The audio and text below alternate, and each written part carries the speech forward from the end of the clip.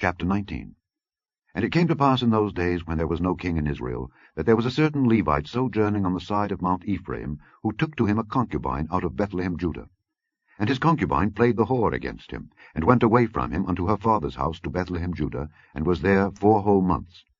And her husband arose, and went after her to speak friendly unto her, and to bring her again, having his servant with him, and a couple of asses. And she brought him into her father's house, and when the father of the damsel saw him, he rejoiced to meet him. And his father-in-law, the damsel's father, retained him, and he abode with him 3 days.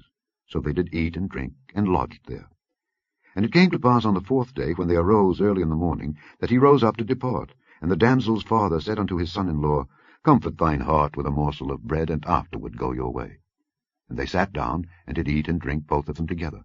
For the damsel's father had said unto the man, Be content, I pray thee, and tarry all night, and let thine heart be merry. And when the man rose up to depart, his father-in-law urged him, therefore he lodged there again. And he arose early in the morning on the 5th day to depart, and the damsel's father said, Comfort thine heart, I pray thee. And they tarried until afternoon, and they did eat, both of them. And when the man rose up to depart, he and his concubine and his servant, his father-in-law, the damsel's father, said unto him, Behold, now the day draweth toward evening. I pray you, tarry all night. Behold, the day groweth to an end. Lodge here, that thine heart may be merry. And tomorrow get you early on your way, that thou mayest go home. But the man would not tarry that night, but he rose up and departed, and came over against Jebus, which is Jerusalem. And there were with him 2 asses saddled, his concubine also was with him. And when they were by Jebus, the day was far spent. And the servant said unto his master, Come, I pray thee, and let us turn in into this city of the Jebusites, and lodge in it. And his master said unto him, We will not turn aside hither into the city of a stranger, that is not of the children of Israel. We will pass over to Gibeah. And he said unto his servant, Come, and let us draw near to one of these places to lodge all night, in Gibeah or in Ramah. And they passed on, and went their way. And the sun went down upon them when they were by Gibeah, which belongeth to Benjamin. And they turned aside thither to go in and to lodge in Gibeah. And when he went in, he sat him down in a street of the city, for there was no man that took them into his house to lodging. And behold, there came an old man from his work out of the field at even, which was also of Mount Ephraim, and he sojourned in Gibeah, but the men of the place were Benjamites. And when he had lifted up his eyes, he saw a wayfaring man in the street of the city. And the old man said, Whither goest thou, and whence comest thou? And he said unto him, We are passing from Bethlehem Judah toward the side of Mount Ephraim. From thence am I. And I went to Bethlehem Judah, but I am now going to the house of the Lord. And there is no man that receiveth me to house. Yet there is both straw and provender for our asses, and there is bread and wine also for me, and for thy handmaid, and for the young man which is with thy servants. There is no want of anything. And the old man said, Peace be with thee. Howsoever, let all thy wants lie upon me. Only lodge not in the street. So he brought him into his house, and gave provender unto the asses. And they washed their feet, and they did eat and drink.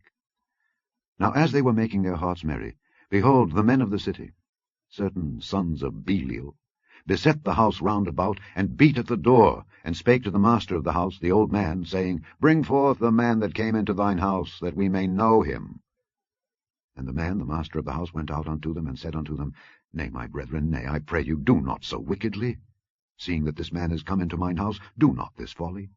Behold, here is my daughter, a maiden, and his concubine. Them I will bring out now, and humble ye them, and do with them what seemeth good unto you. But unto this man do not so vile a thing. But the men would not hearken to him. So the man took his concubine, and brought her forth unto them. And they knew her, and abused her all the night until the morning. And when the day began to spring, they let her go. Then came the woman in the dawning of the day, and fell down at the door of the man's house where her lord was, till it was light. And her lord rose up in the morning, and opened the doors of the house, and went out to go his way. And behold, the woman his concubine was fallen down at the door of the house, and her hands were upon the threshold. And he said unto her, Up, and let us be going. But none answered. Then the man took her up upon an ass, and the man rose up, and gat him unto his place. And when he was come into his house, he took a knife, and laid hold on his concubine, and divided her, together with her bones, into 12 pieces, and sent her into all the coasts of Israel. And it was so that all that saw it said, There was no such deed done nor seen from the day that the children of Israel came up out of the land of Egypt unto this day. Consider of it, take advice, and speak your minds.